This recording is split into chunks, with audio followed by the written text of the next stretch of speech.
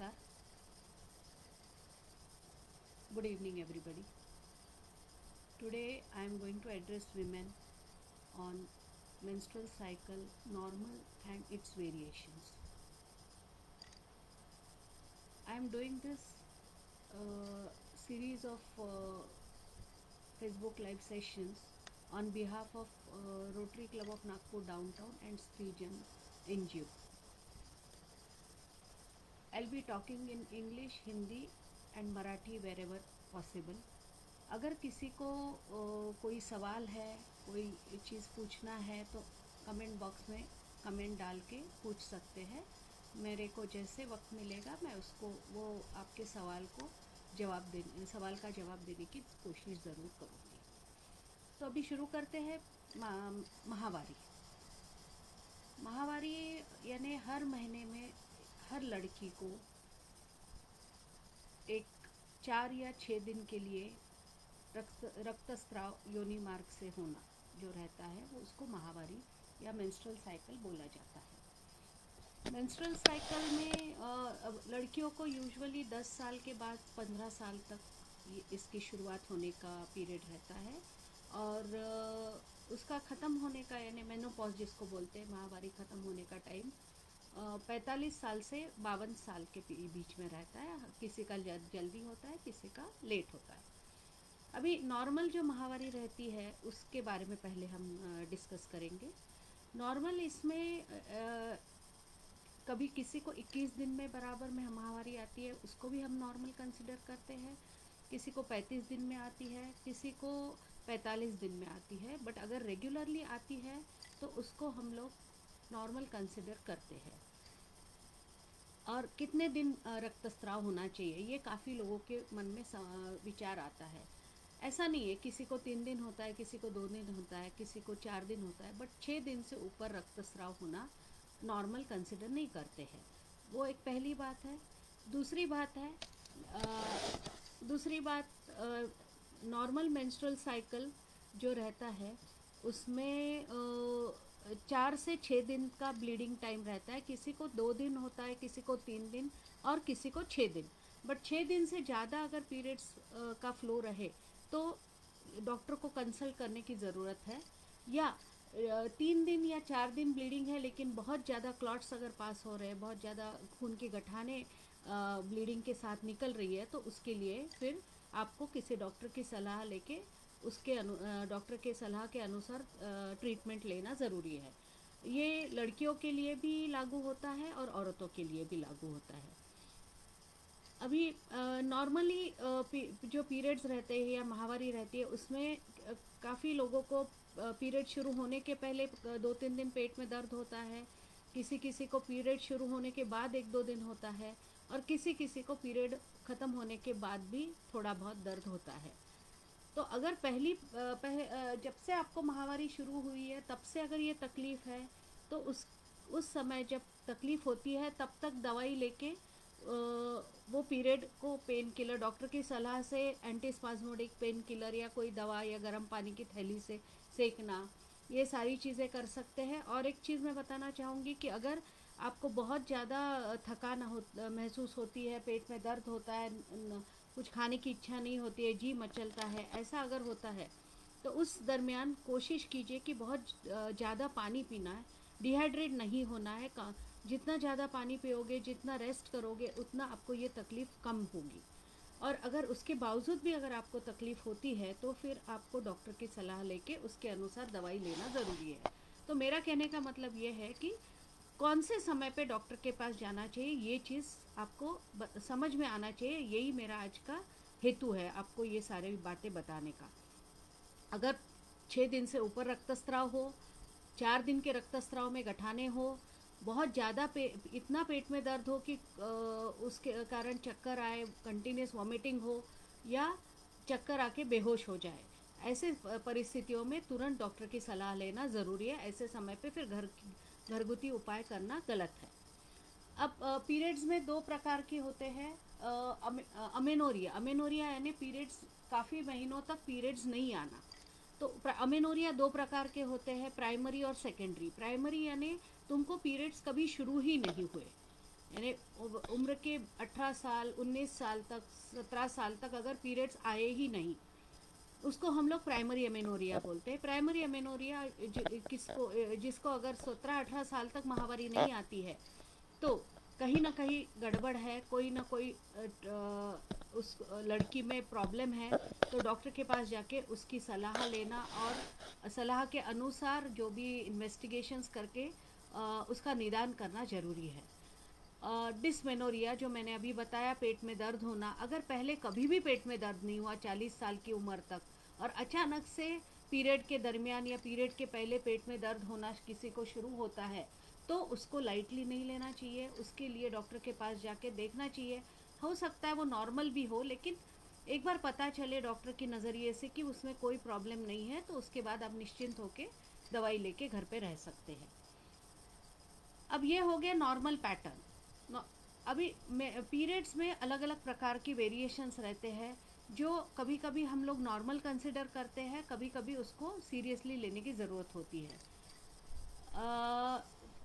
Periods irregular होना या excessive bleeding होना, किसी पीरियड्स में तकलीफ़ होना, दर्द होना पेट में, ये सारी चीज़ें अगर भी है तो भी एक चीज़ ध्यान में रखना है। लड़कियों में जब कॉलेज डेज़ में एग्ज़ाम के दरमियान काफ़ी बार उनको बहुत ज़्यादा तकलीफ़ होती है, तो ऐसे समय पे लड़कियों को सबसे पहले तो स्ट्रेस के कारण भी हो सकता है, तो उनका काउंसलिंग करना है घर वालों ने। स्ट्रेस कम होने से भी पीरियड्स के प्रॉब्लम कम होते हैं। कोई लड़कियों का वेट ज़्यादा होने से भी पीरियड्स के प्रॉब्लम होते हैं, तो थोड़ा सा खान पान का, एक्सरसाइज का ध्यान रखें। पीरियड्स जब अपन गर्भ निरोधक गोलियां लेते हैं तब भी पीरियड्स के गोलियां बंद करने के बाद या चालू रहते समय, पीरियड्स के बीच में जब गोलियां चालू रहती है तब बीच बीच में ब्लीडिंग होना या स्पॉटिंग होना, किसी को अगर ऐसा होता है बूंद बूंद खून बह रहा है, गोलियां चल रही है फिर भी, तो ऐसे समय पे डॉक्टर की सलाह लेना है, क्योंकि इसका मतलब है जो गर्भ निरोधक गोलियां आप ले रहे हैं, या तो उसमें से एक आधी गोली आपने मिस की है, या वो गोली से आपको गर्भ निरोधक का जो साधन करके आप इस्तेमाल कर रहे हैं वो पूरे इससे काफ़ी नहीं है। एडिशनल आपको कुछ या तो गोलियां चेंज करने की ज़रूरत है। इसमें दो तीन चीज़ें मैं आपको बताना चाहूँगी कि अभी माहवारी के बारे में नॉर्मल एबनॉर्मल अपन ने बात की, जनरल। अभी माहवारी के समय पे काफ़ी लोग अभी सैनिटरी नैपकिन्स यूज़ करते हैं, कुछ लोग घर का कपड़ा यूज़ करते हैं, कुछ लोग आजकल टैम्पून्स यूज़ करते हैं, कुछ लोग मेंस्ट्रुअल कप यूज़ करते हैं। सारी चीज़ें अच्छी है, गलत कोई भी नहीं है, लेकिन कौन सी चीज़ों से अपने को तकलीफ़ होती है तो क्या करना है और क्यों होती है, इसका ध्यान रखना ज़रूरी है। सैनिटरी नैपकिन्स यूज़ करने में एक चीज़ का ख्याल रखना है कि अगर वो नैपकिन सैनिटरी पैड यूज़ करने से अगर आपको नीचे की जगह पे जलन होती है, इचिंग होती है, रैश आती है, दर्द होता है, तो इसका मतलब आपको वो सूट नहीं कर रहे हैं। आपको या तो वो चेंज करना है या कुछ और इस्तेमाल करना है। दूसरी बात है, अगर भी आपको ब्लीडिंग का प्रमाण कम हो रहा है तो भी आपने दिन में 3 से 4 बार चेंज करना है, पैड्स ज़रूरी है। ये घर का कपड़ा इस्तेमाल करना गलत नहीं है, लेकिन उस साफ़ सुथरा रखना, उसका साफ़ सुथरापन मेंटेन करना, हाइजीन मेंटेन करना। जैसे अगर दिन में 3 बार आपको कपड़ा लगता है तो हर बार कपड़ा चेंज करने के बाद उसको साफ़ गर्म पानी, सर्फ या साबुन से धो के धूप में, हो सके तो धूप में सुखाना है। पूरा ड्राई सूखने के बाद ही उसको इस्तेमाल करना है। और जब 4-5 दिन का इस्तेमाल होने के बाद में उसकी ज़रूरत अगले महीने तक आपको नहीं है, ये आपको समझता है, तो तब आपको उसको अच्छे से एक आधे कपड़े में लपेट के आपके कबर्ड में अच्छी जगह, ऐसी जगह पे रखना है जहाँ धूल से वो दूर रहे। मेंस्ट्रुअल कप भी एक आजकल बहुत लोगों में पॉपुलर हो रहा है। मेंस्ट्रुअल कप यानी क्या रहता है कि एक सिलिकॉन मटेरियल का वो कप रहता है, जो एक बार तुमको ख़रीदने में शायद 800 या 1000 रुपये खर्चा आएगा, लेकिन उसको एक बार ख़रीदने के बाद कम से कम उसका 8 से 10 साल तक तुम उसको इस्तेमाल कर सकते हो। उसका इस्तेमाल करने का तरीका मैं आपको बताती हूँ कि जैसे माहवारी शुरू होने के बाद में आपको ऐसा लगेगा कि वो कप एक बार डालने से कितना ब्लीडिंग होल्ड कर सकता है। नॉर्मली हर मेंस्ट्रुअल पीरियड में एक पैड आपका 10 से 12 ml ब्लड सोक कर लेता है और फिर आपको चेंज करना पड़ता है। ये मेंस्ट्रुअल कप जो रहता है वो 20 से 22 ml तक ब्लड उसमें कलेक्ट करके रखता है और उसको फिर आपको साधारण 6 घंटे 8 घंटे में कप को निकालना है अंदर से, अंदर डाला हुआ कप, और उसको उसमें का ब्लड कहीं वॉश बेसिन या कहीं बाथरूम में फेंक के कप को सादे सिंपल पानी से धो के वापस से उसको योनि मार्ग में इंसर्ट करना है। वो किस तरह से इंसर्ट करना है वो आपको आखिरी में मैं बताऊंगी एक पिक्चर के इससे। और दूसरी बात है कि ये इसमें आपको मेंस्ट्रुअल कप में उसका फ़ायदा ये है कि एक बार का खर्चा है, बार बार का खर्चा नहीं, बच जाता है आपका।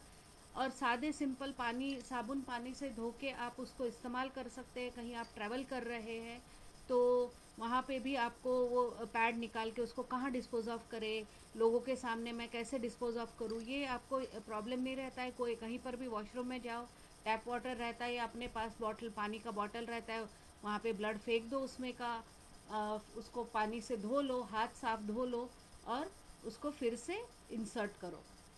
इंसर्ट करने के लिए बहुत डिफ़िकल्ट नहीं है, अपने हाथ से अपने योनि मार्ग में उसको अंदर प्रेस करके डालना है और छोड़ देना है, तो अपने आप जो गर्भाशय का मुख होता है जिसको हम सर्विक्स बोलते हैं वहाँ पे फिट हो जाता है। जहाँ से हर गर्भाशय के मुख से जहाँ से ब्लीडिंग होता है वो ब्लीडिंग बराबर उसी में आता है और उसी में 6 घंटे तक वो ब्लीडिंग जमा होता है। 6 घंटे के बाद में अंदाज़ा लेके आपको उसको एम्प्टी करके फिर से अंदर इंसर्ट करना रहता है। और ये भी इस्तेमाल के बाद में उसको अच्छे से साफ धो के सुखा के कपड़े में लपेट के कबर्ड में ऐसी जगह पे रखना है जहाँ उसको डस्ट ना मिले या धूल ना लगे। तो ये एक चीज़ है। टैम्पून एक चीज़ है। टैम्पून ऐसी चीज़ है कि उसमें तुमको वो टैम्पून को हाथ में साफ सुथरा हाथ धो के हाथ में होल्ड करना रहता है इस तरह से, और योनि मार्ग में उसको इंसर्ट करना है। उसका एक धागा रहता है वो थोड़ा सा बाहर रखना है। जैसे जैसे ब्लीडिंग वो सोक करता है वैसे वैसे वो एनलार्ज होता है, फूल जाता है। और 6 घंटे के बाद में अगर आपने उसको चेंज नहीं किया तो उसमें एक रहता है प्रॉब्लम कि वो ब्लड साइड से ट्रिकल होके आपको कपड़ों को स्टेन कर सकता है। तो जो लोग टैम्पून इस्तेमाल करते हैं और जिनको दिन भर या 8-10 घंटे बाहर जाना है, वहाँ चेंज करना पॉसिबल नहीं है, तो इन लोगों को मेरी सलाह ये है कि उसके साथ में एक सैनिटरी पैड नीचे लगा लीजिए, ताकि अगर वो सोक हो गया कम्प्लीटली, उसकी कैपेसिटी फुल हो गई, तो वो अगर ट्रिकल करेगा तो आपके कपड़े स्टेन नहीं करेगा, आपके पैड पे आएगा और पैड भी 4-6 घंटे तक आपको प्रोटेक्शन दे देगा। तो ये एक अनुभव से मैं आपको बता सकती हूँ। आजकल इवन जो कपड़ा इस्तेमाल करने के बारे में हम लोग बोलते हैं, तो आजकल अमेज़ॉन या कोई भी ऑनलाइन शॉपिंग मार्केट साइट पे रेडीमेड ऐसे सेट्स मिलते हैं। 6 से 8 रेक्टेंगल शेप के क्लॉथ्स रहते हैं कॉटन के, जिसमें अच्छे से सोकेज हो, और वो क्लॉथ्स रखने के लिए एक पैड जैसा बना रहता है, उसके अंदर उसको फोल्ड करके रखना है और उसको इस्तेमाल करना है। हर रोज़ उसको धो के दिन में 3 बार, तो 3 बार चेंज करना पड़ता है। और ऐसे अगर तुमने अच्छे से इस्तेमाल किया तो कम से कम 3 से 4 साल तक वो कपड़ा आप इस्तेमाल कर सकते हैं, धो के सुखा के फिर से यूज़ करना। तो ये अलग अलग प्रकार के साधन है जो माहवारी के समय पे आप इस्तेमाल कर सकते हैं। लेकिन एक चीज़ मैं यहाँ बताना चाहूँगी कि शादी के पहले लड़कियों को टैम्पून्स या मेंस्ट्रुअल कप इस्तेमाल करने में झिझक रह सकती है, तो मैं बोलूँगी कि उनके लिए ये इसका इस्तेमाल करना अवॉइड कीजिए। शादी के बाद में ये इस्तेमाल करना ज़्यादा आसान है और ज़्यादा कंफर्टेबली ये लड़कियां कर सकती हैं। अब इसके बाद मैं नेक्स्ट पॉइंट बताना चाहूँगी कि दो पीरियड्स के बीच में बिना कोई मेडिसिन के भी किसी किसी को स्पॉटिंग होता है। जैसे आज पीरियड ख़त्म हो गया, 4-5 दिन ठीक रहे, फिर तो रोज़ थोड़ा थोड़ा बूंद बूंद ब्लीडिंग होना चालू हो गया। तो ऐसे समय पे कहीं ना कहीं आपको कोई या तो हार्मोनल प्रॉब्लम है, या आपको गर्भाशय के अंदर ऐसी कोई चीज़ है जो धीरे धीरे धीरे धीरे उसमें से बूंद बूंद जमा हुआ ब्लड बाहर निकल रहा है। तो ऐसे समय पे आप डॉक्टर की सलाह लेके ब्लड टेस्ट या सोनोग्राफी करके चेकअप करना ज़रूरी है। अब एक और चीज़ है जिसमें अचानक से औरतों को 30-35 से 40 साल तक कभी पेट में दर्द नहीं होता है, ब्लीडिंग के पहले या बाद में या दरमियान, और अचानक से पेट में दर्द शुरू होता है। किसी किसी को अचानक से पीरियड्स में 35-40 साल की उम्र के बाद में संडास की जगह से पीरियड के दरमियान ब्लीडिंग होता है। किसी को नाक में से खून बहता है, किसी को अम्बिलिकस से स्पॉटिंग जैसा होता है, वहाँ पे खून पीरियड्स के दरमियान।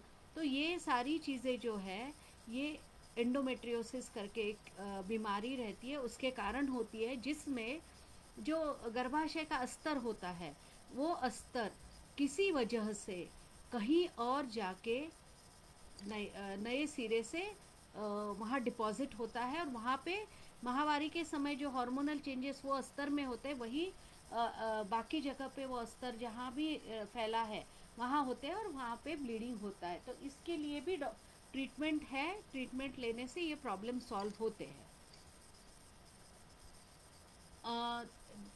दूसरी बात है कि कभी कभी कंटिन्यूसली पेट में दर्द होना, पीरियड्स के दरमियान ही नहीं, बीच बीच में 2-3 महीने लगातार थोड़ा सा हल्का सा वाइट डिस्चार्ज होना, पेट में दर्द होना, या जब इंटरकोर्स होता है या हस्बैंड के साथ संभोग होता है तब या उसके बाद में दर्द होना, ये सारी चीज़ें तभी होती है जब कहीं ना कहीं इन्फेक्शन होता है योनि मार्ग में, या योनि मार्ग के कारण ऊपर के साइड में गर्भाशय के आजू बाजू में या गर्भाशय के अंदर भी इन्फेक्शन होता है। उसको हम पेल्विक इन्फ्लेमेटरी डिसीज़ बोलते हैं। तो ज़रूरी नहीं है कि ये इन्फेक्शन में जब तक आपको डिस्चार्ज नहीं, सिर्फ पेट में दर्द है, नीचे से कोई सफ़ेद पानी नहीं जा रहा है, तो इसका मतलब आपको इन्फेक्शन नहीं है। पेट में दर्द लगातार होना, पीरियड्स के दरमियान वो दर्द बढ़ना, जी मचलना, कभी कभी बुखार आना, ये सारी लक्षण हैं इन्फेक्शन के। ये इन्फेक्शन ट्रीट करके उसको कहीं ना कहीं बराबर से दवाई लेके ठीक करना ज़रूरी है, क्योंकि अगर लड़कियों को 16 से 20 साल के या 22 साल की उम्र में ऐसा इन्फेक्शन होता है और उसको सही तरीके से ट्रीटमेंट नहीं दी गई, तो उनको आगे चल के बच्चा होने में दिक्कत हो सकती है। इन्फेक्शन के कारण उनकी जो ट्यूब्स है, फेलोपियन ट्यूब्स, तो वो ट्यूब्स में ब्लॉकेज हो सकता है, उसके कारण बच्चा होते समय उनको दिक्कतें आ सकती है। तो कोई भी तकलीफ़ जो हर औरत को ये समझ में आता है कि ये मेरे को इसके पहले कभी नहीं हुआ, ऐसा ब्लीडिंग मेरे को पहले कभी नहीं हुआ, ऐसा दर्द मेरे को पहले कभी नहीं हुआ, ऐसी चीज़ अगर आपको लगती है तो आपने तुरंत किसी न किसी से बात करके उस पर कुछ ना कुछ ट्रीटमेंट लेके उसको ठीक करना ज़रूरी है। आ, दूसरी बात है पॉलीसिस्टिक ओवरीज। पॉलीसिस्टिक ओवरीज के बारे में मैं शॉर्ट में बताना चाहूँगी कि उसमें क्या होता है कि लड़कियों को यूजुअली एडोलेसेंस में, यानी 18 से 20 साल की उम्र में ये तकलीफ़ ध्यान में आती है, क्योंकि 18 साल तक काफ़ी लड़कियों की पीरियड्स इरेगुलर रहते हैं, तो यूजुअली हम लोग बॉदर नहीं करते, क्योंकि उसका वो लड़की की हार्मोनल स्टेटस थोड़ा इम्बैलेंस रहता है। लेकिन 18 साल की उम्र के बाद भी अगर उसके पीरियड्स 3-3 महीने नहीं आ रहे हैं, 2-2 महीने नहीं आ रहे, या दवाई दिए बगैर उसका पीरियड आ ही नहीं रहा है, या उसको वजन बहुत बढ़ रहा है, उसको हेयर ग्रोथ फेस पे, चेहरे पे बाल उग रहे हैं, एक्सेसिव हेयर ग्रोथ आ रही है, गले जो एबनॉर्मल हेयर ग्रोथ अगर उसको लगता है, तो इसका मतलब कुछ ना कुछ उसको हार्मोनल प्रॉब्लम है और उसको ट्रीटमेंट की ज़रूरत है।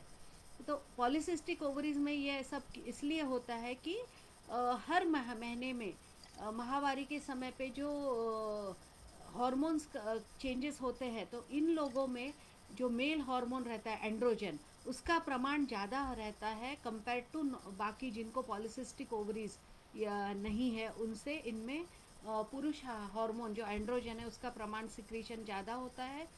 और हर माहवारी अगर भी उनको 1.5-2 महीने में माहवारी आती है तो भी उनके अंडाशय में जो अंडे बनते हैं वो फूटते नहीं है, वो वहीं के वहीं जमा होते हैं। उसको ल्यूटिनाइज अनरप्चर्ड फॉलिकल बोलते हैं। और वो बिल्कुल ओवरी के बाजू में ऐसे एक नेकलेस जैसे बन जाते हैं।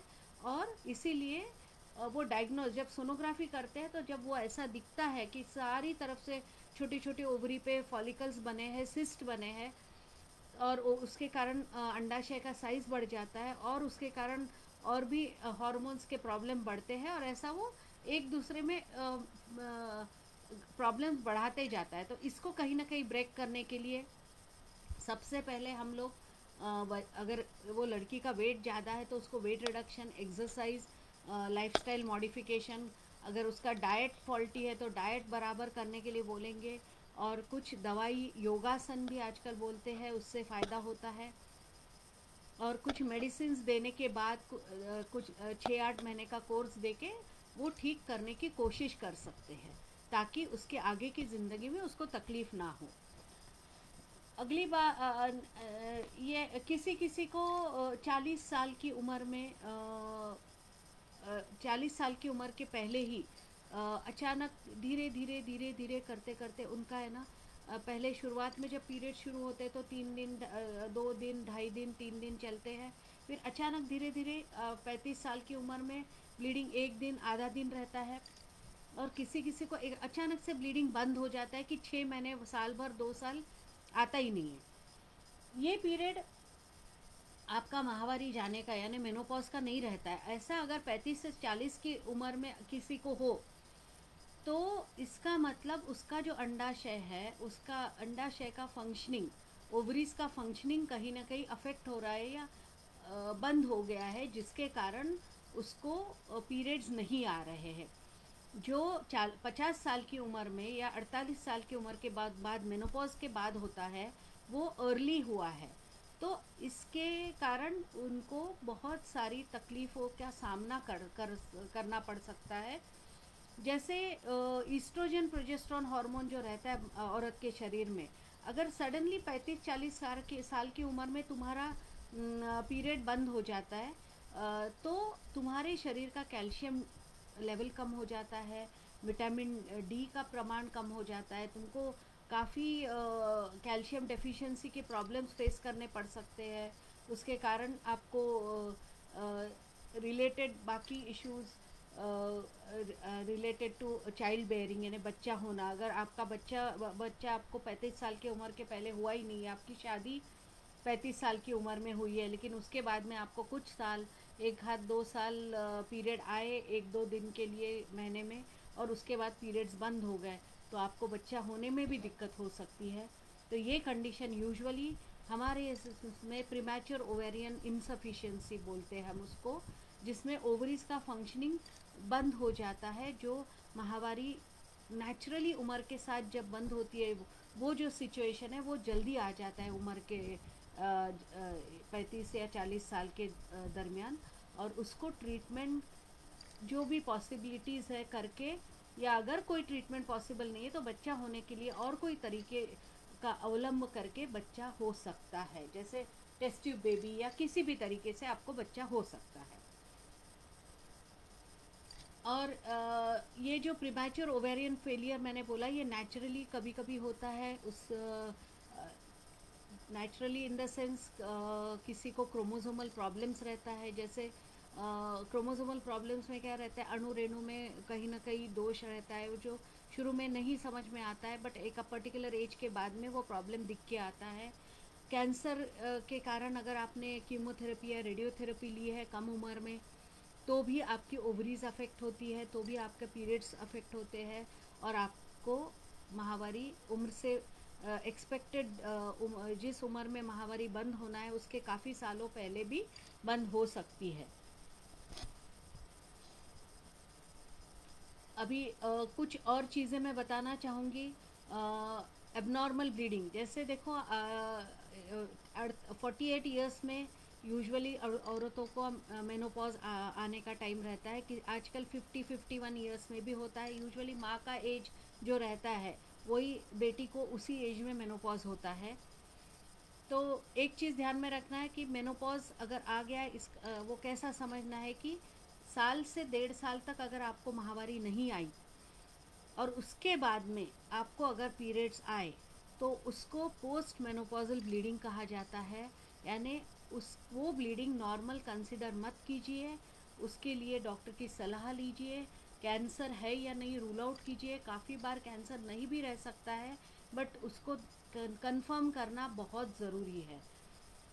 अ, बाकी जो चीज़ें हैं अब नॉर्मल माहवारी के पैटर्न का, जैसे ब्लीडिंग का, कोई पेशेंट कोई किसी को आपको एक्सेसिव ब्लीडिंग होता है पीरियड्स के दरमियान, तो ब्लीडिंग कोई आप ऐसे दवाई तो नहीं ले रहे हैं, उसका ध्यान वो डॉक्टर को बताना है हमेशा। डॉक्टर के पास जाने के बाद जो दवाई के कारण आपका ब्लड का क्लॉटिंग अफेक्ट होता है, वो किसी बीमारी के लिए आपको दिए जा रही है, लेकिन उसके कारण आपको माहवारी में तकलीफ़ हो रही है। दूसरी बात है कि आप अगर कोई कैंसर या किसी ट्रीटमेंट चल रहा है, वो भी आपको डॉक्टर को बताना ज़रूरी है, क्योंकि उस दरमियान भी पीरियड्स में माहवारी में वेरिएशंस आ सकते हैं। और अगर आपको कभी भी ऐसा लगता है 45 साल की उम्र के बाद में कि बीच बीच में पीरियड्स के आपको माहवारी जैसा ब्लीडिंग एक आध दिन होता है, रुक जाता है, या संबंध संभोग करने के बाद में आपको ब्लीडिंग होता है, तो प्लीज़ आप डॉक्टर की सलाह लीजिए, क्योंकि इसमें कैंसर की संभावना रहने के चांसेस 50 से 60% हो सकते हैं। वो दिखाना, टेस्ट कराना, कंफर्म कराना ज़रूरी है। और अगर आप पीरियड मिस करते हैं और उसके बाद में, जैसे आपका पीरियड एक्सपेक्टेड था 15 जुलाई को, आपको नहीं आया, और उसके बाद में 10-15 दिन, एक माह 20 दिन गए, और उसके बाद आपको एकदम बहुत हेवी ब्लीडिंग शुरू हुआ, तो वो आपको पीरियड 1.5-2 महीने बाद आया इसलिए हेवी ब्लीडिंग हो रहा है, ऐसा समझ के उसको आप नॉर्मल कंसिडर ना करें। डॉक्टर के पास जाइए, क्योंकि हो सकता है आप अगर कॉन्ट्रासेप्शन यूज़ नहीं कर रहे तो उस दरमियान आप प्रेग्नेंट हो गए और वो मिसकैरिएज हुआ है, और आपको उसके कारण ब्लीडिंग एक्सेसिव हो रहा है। किसी किसी को कभी कभी पीरियड मिस नहीं भी होता है, तो भी पीरियड थोड़ा कम आता है पिछले महीने के कंपैरिजन में ये महीने में, और अचानक पेट में बहुत दर्द होता है, पेट फूला फूला सा जाता है, उल्टियाँ होती है, चक्कर आके गिर जाती है। तो ये कंडीशन एक्टोपिक प्रेगनेंसी में हो सकती है। एक्टोपिक प्रेगनेंसी यानी जो नॉर्मली गर्भाशय में बच्चेदानी में बच्चा रुकता है, वैसा ही गर्भ नलिका जो रहती है, कभी कभी गर्भ नलिका में गर्भ रुक जाता है। तब आपको पीरियड मिस नहीं होते हैं, लेकिन गर्भ वहाँ बढ़ने के लिए उतनी जगह नहीं होती है। एक पर्टिकुलर टाइम तक वो जगह वहाँ वो जगह में बढ़ने की कोशिश करता है, और बाद में वो नली फूट के अंदर ब्लीडिंग शुरू हो जाता है। उसके कारण पेट में दर्द, पेट में फुगार आना, उल्टियाँ होना, चक्कर आके बेहोश होना, ये सब हो सकता है। तो ये सारी चीज़ें आज मैंने इन शॉर्ट में आपको ये बताना चाहूँगी कि मैंने आज आपको नॉर्मल माहवारी क्या रहती है, नॉर्मल माहवारी में क्या क्या प्रॉब्लम्स रहते हैं, जिसके लिए आपको डॉक्टर के पास जाना ज़रूरी है, एबनॉर्मल पीरियड्स कौन से रहते हैं, क्यों रहते हैं, और उसके लिए आपको क्या करना है। पीरियड्स के दरमियान आपको क्या इस्तेमाल करना है, घर का कपड़ा भी इस्तेमाल कर सकते हैं, सैनिटरी पैड्स भी इस्तेमाल कर सकते हैं, मेंस्ट्रुअल कप भी इस्तेमाल कर सकते हैं, और उसके अलावा आप टैम्पून्स भी इस्तेमाल कर सकते हैं। मैं भी आपको मेंस्ट्रुअल कप के बारे में बताऊंगी, 1-2 मिनट।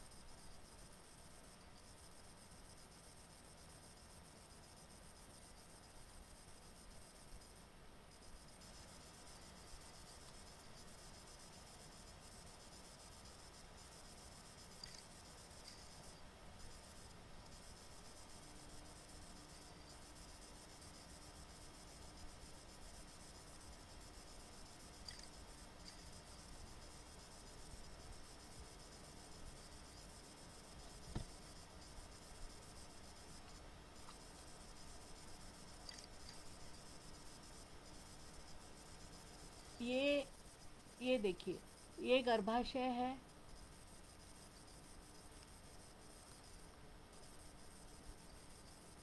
ये गर्भाशय है, गर्भाशय के बाद योनि मार्ग है, और उसके नीचे गर्भाशय के मुख पे जो आपको दिख रहा है लाइंस किया हुआ मेंस्ट्रुअल कप लिखा है मैंने, तो वो मेंस्ट्रुअल कप इस तरह से वहाँ पे फिट होता है, और वो फिल होने के बाद आप योनि नीचे से हाथ डाल के उसको निकाल सकते हैं। अंदर डालने के लिए आपको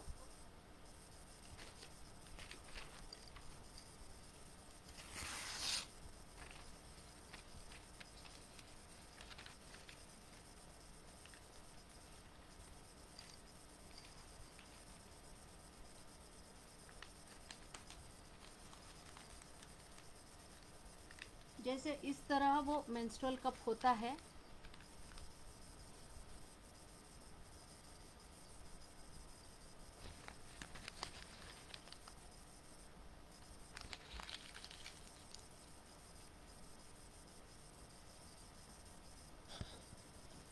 एक्चुअली मेरे पास अभी मेंस्ट्रुअल कप आपको दिखाने के लिए है नहीं, बट जो मैंने दिखाया वो इस तरह से उसको अंदर डाल के आप उसको, वो अपने आप वहाँ फिट हो जाता है, और एक उंगली अंदर डाल के बस उसको पिंच करना है, पिंच करके उसको नीचे निकाल लेना है। उसको बाद में उसके अंदर जो ब्लड कलेक्टेड है उसको फेंकना है, उसको साफ पानी से धो के दोबारा उसको अंदर डालना है। अगली बार मैं ये मेंस्ट्रुअल कप अगर मेरे पास रहता है तो आपको ज़रूर दिखाऊंगी। तो इस तरह से मैंने आज आपको माहवारी, उससे रिलेटेड इश्यूज़, और डॉक्टर के पास जाने की ज़रूरत कब आपको पड़ती है, ये सारी चीज़ें मैंने बताई है। मेरे हिसाब से मैंने काफ़ी आपको सारी चीज़ें क्लियर की है। फिर भी अगर आपको कोई शंकाएं हैं तो आप कमेंट बॉक्स में डाल सकती है, और उसके जवाब मैं ज़रूर दूंगी। धन्यवाद।